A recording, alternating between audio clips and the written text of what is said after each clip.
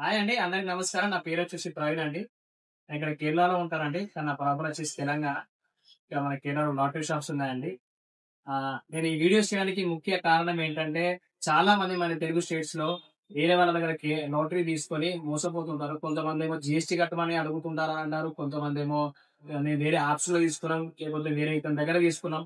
వాళ్ళు నాకు అమౌంట్ ఇవ్వట్లేదు అని చెప్పేసి అడుగుతుంటారండి. సో, వారి గురించి నేను అవేర్‌నెస్ కోసం ఈ వీడియోస్ చేస్తున్నానండి. సో, ఈరోజు టాపిక్ వచ్చేసి కేరళలో లాటరీ లీగలా? ఇల్లీగలా? అని. అండ్ ఇఫ్ లీగల్ అయితే ఎక్కడ తీసుకోవాలి? ఎలా తీసుకోవాలని చెప్పేసి మీ డౌట్స్‌ని ఇప్పుడు క్లారిఫై చేస్తానండి. కేరళలో లాటరీ వచ్చేసి లీగల్ అండి. ఇక్కడ గవర్నమెంటే నడిపిస్తుంది కేరళలో లాటరీ.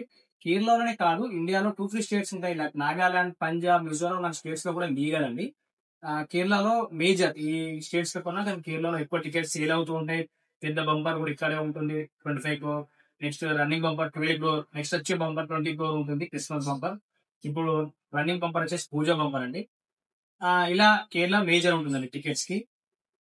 దాదాపు ఒక 20, 25 ఇయర్స్ నుండి ఇక్కడ కేరళలో లాటరీ రన్నింగ్ అవుతుందండి. అండ్ వచ్చేసి ఓకే. ఇక్కడ లీగల్ ఇక్కడ వరకు ఓకే మీకు. కానీ టికెట్స్ తీసుకోవచ్చా మీరు? లేదా?